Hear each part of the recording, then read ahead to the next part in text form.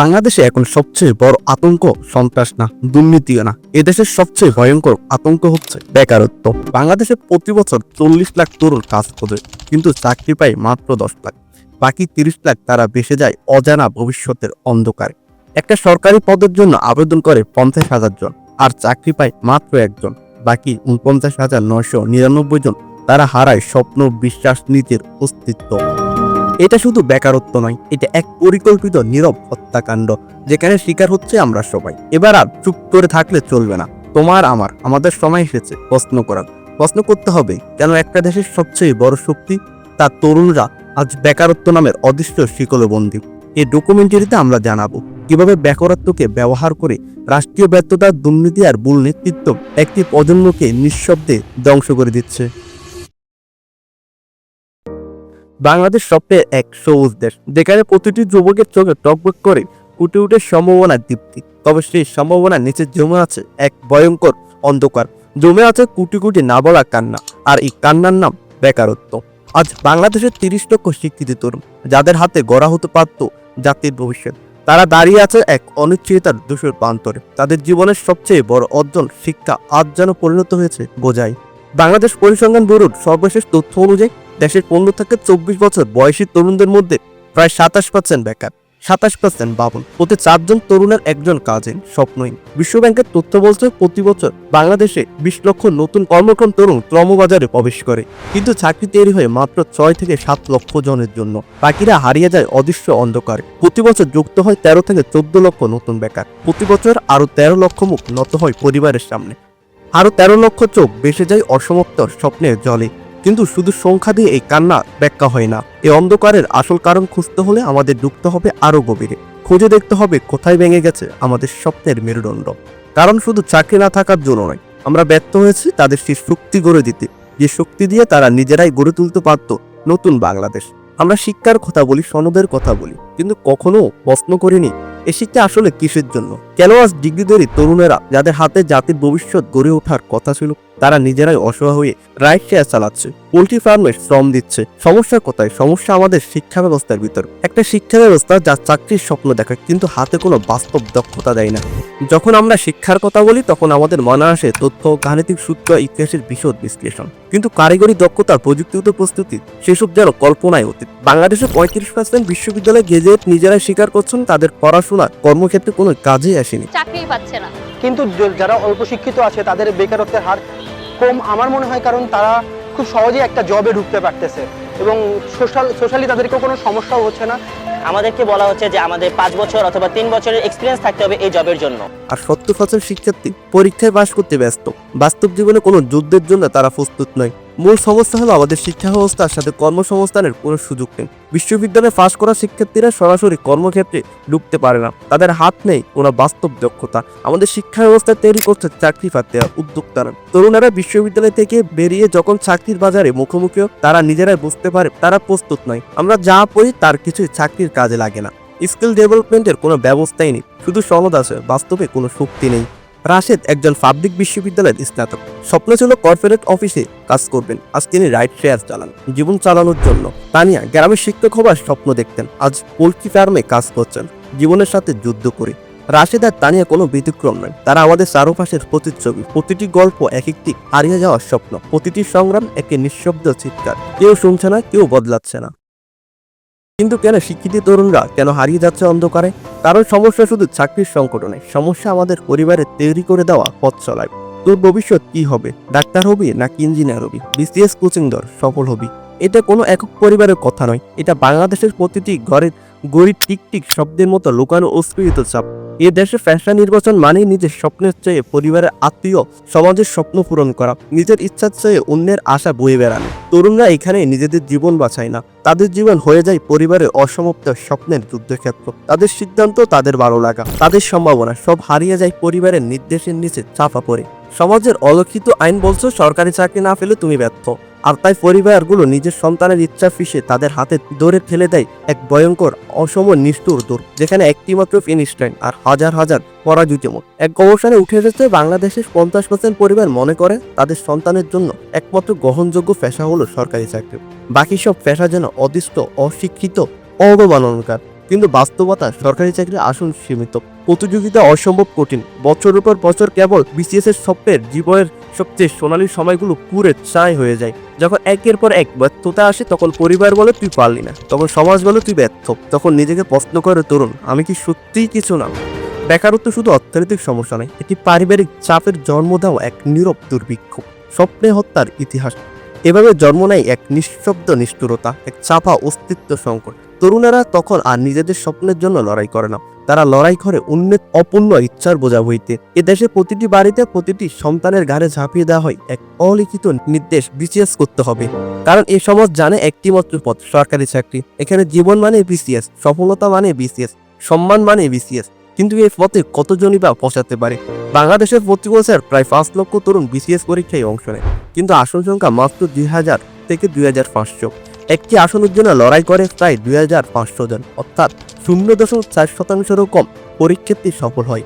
বাকি 99% তরুণ বছরের পর বছর শ্রম দিয়ে, সময় দিয়ে, অর্থ দিয়ে শেষে ফিরে আসে ভাঙা মন আর হতাশার ইতিহাস নিয়ে। বিসিএস পরীক্ষার প্রস্তুতিতে ঘরে একজন শিক্ষার্থী ব্যয় করে প্রায় 1 থেকে 3 লাখ টাকা বইপত্র ও বিভিন্ন খরচে, এবং ব্যয় করে জীবনের সবচেয়ে মূল্যবান সময় 3 থেকে 5 বছর পর্যন্ত। শুধু তাই নয়, গবেষণা দেখা গেছে বিসিএস প্রস্তুতি ব্যর্থতায় মানসিক স্বাস্থ্য ও বিপদের অন্যতম বড় কারণ হয়ে উঠেছে। বেকারত্ব, বিষণ্ণতা, আত্মবিশ্বাসের ভাঙন, আত্মহত্যার প্রবণতা সবকিছুই আশঙ্কাজনক হারে বাড়ছে এই বিসিএস নির্ভরতা কেন্দ্র করে। এর চেয়ে ভয়ঙ্কর সত্য হলো এই পুরো কাঠামো তরুণদের বিকল্প চিন্তা করার ক্ষমতাকেই ধ্বংস করে দিচ্ছে। নতুন উদ্ভাবন, উদ্যোক্তা হওয়া, নিজস্ব কেরিয়ার করা, এসব বাবার অবকাশই আর থাকে না। কিন্তু যদি পুরো জীবনে শুধুমাত্র বিসিএসকেই ঘিরে আবর্তিত হয়, তাহলে অধিকাংশের জন্য সত্যিই এক কঠিন বাস্তবতা অপেক্ষা করে। কারণ জীবন শুধু একটি চাকরির নাম নয়, জীবন তার চেয়ে অনেক বড় কিছু। কিন্তু প্রশ্ন হচ্ছে, এত কষ্ট, এত শ্রম, এত স্বপ্নের বিনিময়ে কেন আমাদের সামনে শুধু বিসিএস এর সংকীর্ণ পথ রাখা হয়েছে? কেন বিকল্প স্বপ্ন, বিকল্প সম্ভাবনার দরজা বন্ধ? তরুণদের জন্য কি আর কোনো পথ নেই? নাকি এই একটাই পথে আমাদের রাষ্ট্র ইচ্ছাকৃতভাবে রেখে দিয়েছে, যাতে আমরা বছরের পর বছর শুধু এক অনিশ্চিত অপেক্ষায় আটকে থাকি, নিজেদের অক্ষম ভাবি, নিজেদের স্বপ্নকে দোষ দিই, নিজেদের ব্যর্থতায় ভেঙে পড়ি, আর সে পাকে তারা ক্ষমতাবানরা নিজেদের সন্তানদের জন্য খুলে রাখি আরো হাজারটা সুযোগের গোপন দরজা। গোপনে ভাগ করে নেয় উন্নতির সব সিঁড়ি। তারা চায় না সবাই উঠুক, তারা চায় আমরা থমকে থাকি, জেমিয়ে পড়ে হার মেনে নিই। এই পরিকল্পিত ব্যর্থতার গল্প শুরু হয়নি আজ, এটি বয়ে এসেছে বাংলাদেশের প্রতিটি শাসন আমল ধরে। স্বাধীনতার পর থেকে আজ পর্যন্ত প্রতিটি সরকার সেই প্রতিশ্রুতি ভেঙেছে, প্রতিটি সরকার একটি করে প্রজন্মের স্বপ্ন হত্যা করেছে। ঠিক এখানে লুকিয়ে আছে বাংলাদেশের বেকারত্বের আসল ব্যাধি, রাষ্ট্রের অবহেলা, রাজনৈতিক স্বার্থপরতা আর নেতৃত্বের নিষ্ঠুর বিশ্বাসঘাতকতা। বাংলাদেশের রাজনীতিতে তরুণদের জন্য থাকে শুধু প্রতিশ্রুতি। নির্বাচনের ঠিক আগে প্রতিশ্রুতি যে তরুণদের জীবন বদলে দেবে, কর্মসংস্থানের দরজা খুলে দেবে, কিন্তু ক্ষমতার মসনদে বসার পর সেই স্বপ্নগুলো টুকরো টুকরো হয়ে ছড়িয়ে পড়ে রাস্তায়। বাংলাদেশের বাস্তবতা আজ এমন এক রাজনৈতিক সুবিধা কেবল একটি বিশেষ শ্রেণীর জন্য সংরক্ষিত, আর দেশের কোটি কোটি তরুণ রয়ে যায় অচিন্তনীয় অবহেলায়। 2018 সালের এক প্রতিবেদন প্রকাশ পেয়েছিল এক নির্মম তথ্য। দেশের প্রায় 80% সরকারি চাকরি চলে যায় সম্পর্ক, লবিং এবং রাজনৈতিক সংযোগের মাধ্যমে। মেধা, দক্ষতা এসব জানে শুধু বইয়ের পাতায় বন্দি শব্দ। সরকারি নিয়োগের নামে ছড়া নির্লজ্জ বাণিজ্য, যেখানে গুণগত মান নয়, পরিচয় চূড়ান্ত টিকিট। দেশের 3টি প্রধান রাজনৈতিক দল আওয়ামী লীগ, বিএনপি, জাতীয় পার্টি একটির পর একটি শাসন পরিবর্তন করেছে। প্রতিবার নতুন সরকার এসে তরুণদের আশায় বুক বাঁধিয়েছে, কিন্তু তরুণদের বেকারত্বের দুঃস্বপ্ন কখনো বদলায়নি। 2019 সালের এক গবেষণা জানায় সরকারি চাকরির সুবিধা বরাদ্দ থাকে বিশেষ গোষ্ঠীর জন্য, সাধারণ যুবকরা সেই দরজা পর্যন্ত পৌঁছাতে পারে না। শুধু তাই নয়, বাংলাদেশের দলীয় পরিচয় এখন চাকরির নতুন মুদ্রা। রাজনৈতিক দলের পরিচয় ছাড়া যেন আর কোনো স্বপ্নই পূরণ হয় না। যারা দলের পতাকা বহন করে তারাই চাকরির স্বপ্ন ছুঁতে পারে, আর বাকিরা তারা হারিয়ে যায় হতাশার অন্ধকারে। প্রতিবার নির্বাচনের আগে বড় বড় প্রতিশ্রুতি আসে, উন্নয়ন, চাকরি, নতুন জব, কিন্তু সত্যি কথা হলো প্রতিবারই প্রতিশ্রুতি এক গভীর প্রতারণা পরিণত হয়। আজকের বাংলাদেশের তরুণদের সামনে যেন শুধু অন্ধকার। সরকারি চাকরির প্রতিযোগিতা তীব্র হলো, লক্ষ্য অর্জন করতে পারছে না অধিকাংশ, কারণ পেছনে ছায়ার মতো ঘুরে বেড়ায় রাজনৈতিক সংযোগের অভিশাপ। এ এক নিষ্ঠুর বাস্তবতা, যেখানে শ্রম, মেধা, প্রজ্ঞা কিছু যেন আর মূল্য রাখে না। তাই বাংলাদেশের ইতিহাসে প্রতিটি শাসনামল স্বাধীনতার পর থেকে আজ পর্যন্ত তরুণদের জন্য একটি ব্যর্থ অধ্যায়। একটি জাতি যখন তার তরুণদের স্বপ্ন হত্যা করে, তখন তার ভবিষ্যৎ ধ্বংস হয়ে যায়। এটাই আজকের বাংলাদেশের নির্মম ট্র্যাজেডি। ঠিক এই বাস্তবতার ভান বইতে না পেরে আজ লাখো তরুণ দাঁড়িয়ে থাকে জীবনের অনিশ্চিত মোহনায়। চোখের স্বপ্নের দীপ্তি, বুকে অজানা শঙ্কা। তারা জানে না সামনের পথ কোথায় নিয়ে যাবে, শুধু জানে এই মাটিতে তাদের স্বপ্নের কোনো জায়গা নেই। পিছনে ফেলে আসে মায়ার মুখগুলো, মা, বাবা, ছোট ভাই বোন, ভবিষ্যতের অনিশ্চিত দাগ এড়াতে না পেরে পা বাড়ায় অচেনা গন্তব্যের দিকে। কেউ মানুষে, কেউ মধ্যপ্রাচ্য, কেউ বা ইউরোপীয় দূর কোনো প্রান্তে। তাদের কেউ ডাক্তার, কেউ ইঞ্জিনিয়ার, কেউ উচ্চশিক্ষিত তরুণ। কিন্তু বিদেশের মাটিতে পরিচয় মুছে যায়, হাতে তুলে নিতে হয় ইটের বোঝা, ধরা পড়ে থালা ভাজা আর গাড়ি চালানোর কামাক্ত বাস্তবতা। বিদেশে অপেক্ষা করে আরো নির্মম বাস্তবতা, দালাল চক্রের পাত, ভয়াবহ আবাসন ও স্বাস্থ্য ঝুঁকি। এই সবকিছুর সাথে লড়াই করেই তারা পরিবারের জন্য রেমিটেন্স পাঠায়, নিজের জন্য রাখতে পারে না কিছুই। তাদের আত্মত্যাগে দেশের অর্থনীতি সচল, কিন্তু দেশ কি তাদের কিছুই দেয়? দেয় শুধু বিদেশি শ্রমিক হওয়ার গ্লানিময় পরিচয়। বিশ্বব্যাংকের সর্বশেষ প্রতিবেদন অনুযায়ী বাংলাদেশের মোট জনসংখ্যার প্রায় 65% এখন কর্মক্ষম, অর্থাৎ 15 থেকে 64 বছর বয়সী জনগণের বিশাল এক অংশ। এদের বলা হয় ডেমোগ্রাফিক ডিভিডেন্ড। এটি এক অনবদ্য শক্তি যা দেশকে অর্থনৈতিক শিখরে নিয়ে যেতে পারত। কিন্তু দুঃখজনক বাস্তবতা হলো এই বিশাল শক্তি আজ এক অভিশাপ হয়ে দাঁড়িয়েছে। আজও 20 মিলিয়নেরও বেশি তরুণ কর্মসংস্থানহীন, স্বপ্নের পেছনে ছুটে চলা, অথচ নিজের দেশেই নিজের জায়গা খুঁজে পাচ্ছে না। বিশ্বব্যাংক সতর্ক করেছে, যদি এখনই দক্ষতা উন্নয়ন, শিল্পায়ন ও গঠনমূলক কর্মসংস্থান তৈরি না করা হয়, তবে এই ডেমোগ্রাফিক ডিভিডেন্ড একদিন পরিণত হবে ডেমোগ্রাফিক ডিজাস্টারে। তখন এই দেশের সবচেয়ে বড় সম্পদ, যেটি ছিল দেশের প্রাণ, তখন পরিণত হবে দেশের সবচেয়ে বড় সংকটে। লক্ষ্য তরুণ ছড়িয়ে পড়বে বিশ্বের নানা প্রান্তে, স্বপ্নরঙ্গের বারে, পরিচয়হীন জীবনের অন্ধকারে। তখন আর কেউ প্রশ্ন করবে না বাংলাদেশ তাদের কি দিল, কারণ উত্তর তখন লেখা থাকবে চোখের পানিতে, হারিয়ে যাওয়ার স্বপ্নে, নিজস্ব জীবনের গভীর শূন্যতায়। এমনই এক বাস্তবতা আমাদের সামনে, যেখানে আমাদের তরুণরা স্বপ্নের পিছনে ছুটে চলছে, অথচ দেশের ভিতরেই তাদের নিজস্ব জীবনযাত্রার সুযোগ নেই। কিন্তু ইতিহাসে এমন বহু উদাহরণ রয়েছে যেখানে দেশ ও জাতি নিজেদের সংকট কাটিয়ে উঠেছে কঠোর সংগ্রামের মাধ্যমে। একটা দেশ, একটা জাতি কখনো শুধুমাত্র প্রার্থনা করে বেকারত্বকে হারায়নি, লড়াই করেছে, গাম জড়িয়েছে, গাম রক্তে পরিণত করেছে, তবেই পাল্টেছে ভাগ্য। তার জলজন্ত উদাহরণ জার্মানি। 1945 সালে দ্বিতীয় বিশ্বযুদ্ধের ধ্বংসস্তূপে দাঁড়িয়েছিল জার্মানি। ঘরবাড়ি ভেঙে পড়েছে, কারখানা ধ্বংস, কৃষিজমি পোড়ামাটি, বেকারত্ব আকাশ ছোঁয়া। কিন্তু তারা বসে থাকেনি, তারা স্টিজেন অফেন্সিভ চাকরি অভিযান শুরু করলো পুরো জার্মানিতে। সরকার নিজের হাতেই কারখানা গড়ে তুললো, প্রতিটি জেলায় খুলে দিল প্রশিক্ষণ কেন্দ্র।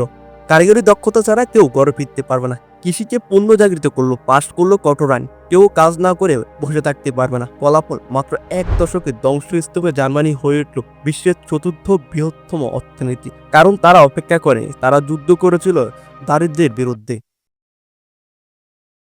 আর আমাদের ঠিক পাশেই আমাদের প্রতিবেশী ভারতও দেখিয়েছে এক নতুন ইতিহাস। একসময় যেখানে কোটি কোটি যুবক বেকার হয়ে হতাশে ডুবেছিল, যেখানে শত শত গ্রাম কর্মহীনতায় নিঃশেষ হতে বসেছিল, তারাও বসে থাকেনি। তারা শুরু করেছিল স্কিল ইন্ডিয়া মিশন, একটি জাতিগত সংকল্প, যেখানে প্রতিটি যুবকের হাতে তুলে দেওয়া হয়েছিল দক্ষতার অস্ত্র। সরকার খুলেছিল হাজার হাজার প্রশিক্ষণ কেন্দ্র, গ্রাম থেকে মহানগর পর্যন্ত। কৃষকের ছেলে শিখছে ইলেকট্রনিক কাজ, মজুর শিখছে সফটওয়্যার কোডিং। ফলাফল, মাত্র কয়েক বছরে 3,50,00,000 যুবক হয়ে উঠেছিল এক কারিগরি সেনাবাহিনী। কারখানা, প্রযুক্তি কেন্দ্র, নির্মাণ সাইটে প্রতিটি ইট পাথরে তাদের গাম জমেছে। এটাই ছিল ভারতের উত্তর, বেকারত্বকে হার মানানোর উত্তর। কারণ তারা জানতো শুধু স্বপ্নে দেখে মুক্ত নেই, কাজ চাইলে দক্ষতা লাগবে, সম্মান চাইলে সংগ্রাম করতে হবে। জার্মানি ধ্বংসস্তূপ থেকে উঠে দাঁড়িয়েছে, ভারত কোটি কোটি বেকারের হাহাকার থেকে নতুন জাতি গড়েছে। আমাদের জন্য শিক্ষা এখানে, প্রথমত রাষ্ট্রকে বেকারত্ব নিরসনে নিজেকে দায়িত্ব নিতে হবে। শুধু চাকরির প্রতিশ্রুতি দিয়ে নয়, বাস্তবিক প্রশিক্ষণ ও কর্মসংস্থানের রূপরেখা তৈরি করতে হবে। বাংলাদেশের প্রেক্ষাপটে আমাদের হাতে এখনো এক অমূল্য সম্পদ, একটি বিশাল যুব সমাজ। বৈশ্বিক তথ্য বলছে বাংলাদেশের মোট জনসংখ্যার প্রায় 34% এখনো যুবক, যাদের বয়স 15 থেকে 34 বছরের মধ্যে। এটা আমাদের ডেমোগ্রাফিক ডিভিডেন্ডের স্বর্ণ সময়। কিন্তু আন্তর্জাতিক শ্রম সংস্থা আইএলওর রিপোর্ট অনুসারে বাংলাদেশের বেকারত্বের হার প্রায় 5.2%, আর শিক্ষিত যুবকদের মধ্যে এই হার প্রায় 12%। বিশেষ করে উচ্চশিক্ষিত তরুণদের মধ্যে বেকারত্ব ভয়াবহ আকার ধারণ করেছে। জার্মানি এবং ভারতের অভিজ্ঞতা বলছে দক্ষতা উন্নয়ন ছাড়া কোনো জাতি টিকে থাকতে পারে না। তাদের মতো আমাদেরও প্রয়োজন জাতীয় স্কিল মিশন। সরকারি উদ্যোগে প্রতিটি উপজেলায় আধুনিক প্রশিক্ষণ কেন্দ্র গড়ে তুলতে হবে। কারিগরি শিক্ষা, সফট স্কিল, আইটি স্কিল, কৃষিভিত্তিক প্রযুক্তি এসবের উপর বিশেষ জোর দিতে হবে। বর্তমানে বাংলাদেশে মাত্র 15% থেকে 17% তরুণ নানা ধরনের কারিগরি প্রশিক্ষণ পায়। এ হার বাড়াতে হবে কমপক্ষে 50% পর্যন্ত। বিশেষ করে তথ্য প্রযুক্তি, ই কমার্স, নির্মাণ, স্বাস্থ্যসেবা, কৃষি প্রযুক্তি এবং নবায়নযোগ্য শক্তি খাতে দক্ষ জনশক্তি তৈরি করতে হবে। তবে শুধু দক্ষতা নয়, সঙ্গে লাগবে শিল্পায়ন ও কর্মসংস্থান তৈরির পরিকল্পনা। ছোট ও মাঝারি শিল্প, রপ্তানিমুখী উৎপাদন খাত, কৃষিভিত্তিক শিল্প, এসব খাতে বিনিয়োগ বাড়াতে হবে। চতুর্থ শিল্প বিপ্লবের যুগে আমাদের যুবকদের আর্টিফিশিয়াল ইন্টেলিজেন্সে, রোবোটিক্স, ডাটা অ্যানালাইটিক্স এর মতো ভবিষ্যৎমুখী দক্ষতা গড়ে তুলতে হবে। আজ যদি আমরা শিক্ষাকে শুধুমাত্র সার্টিফিকেটের মধ্যে আটকে রাখি, দক্ষতার বিপ্লব না ঘটাই, তবে খুব শীঘ্রই এই ডেমোগ্রাফিক সুযোগ দুর্ভাগ্যে পরিণত হবে। কাজেই এখনই সময় শুধু প্রতীক্ষা নয় পদক্ষেপ নেওয়ার, শুধু স্বপ্ন নয় সংগ্রামের প্রস্তুতি নেওয়ার, শুধু পরিকল্পনা নয় বাস্তবায়নের জন্য গাম জড়ানোর। বেকারত্ব শুধু একটি আর্থিক সংকট নয়, এটি একটি ঘরে জমে থাকা অশ্রু, একটি বাবার মাথা নিচু হয়ে থাকা দীর্ঘশ্বাস, একটি মায়ের মুখে নিঃশব্দ প্রার্থনা, এটি একটি তরুণের রাতভর জেগে থাকা হতাশা, এটি একটি স্বপ্নের মৃত্যু। এই সমস্যা সমাধান করতে হবে সরকারকে, শিক্ষা প্রতিষ্ঠানকে, শিল্পপতিকে, সমাজের প্রতিটি স্তরকে। আজকের তরুণী আগামী বাংলাদেশের চালক। তারা যদি হারিয়ে যায়, বাংলাদেশও পথ হারাবে। তাদের পাশে দাঁড়ানো মানে নিজের ভবিষ্যতের পাশে দাঁড়ানো। তাদের স্বপ্ন যেন থেমে না যায়, তাদের পথ যেন অন্ধকার না হয়। এই দায়িত্ব আমাদের সকলের। বাংলাদেশের প্রতিটি তরুণ একটি আগুন, একটি আলো, একটি সম্ভাবনা। আমরা যদি এখনই না জাগি, এই আলো একদিন নিভে যাবে এবং আমাদের চোখের সামনে সেই সম্ভাবনা বিষণ্ণতা হয়ে ফিরে আসবে। একটি জাতি তখনই এগিয়ে দেয় যখন তার যুবকরা সামনে হাঁটে। তাদের হাতে শক্তি দাও, শিক্ষা দাও, কর্ম দাও, তাহলে গড়ে উঠবে এক নতুন বাংলাদেশ।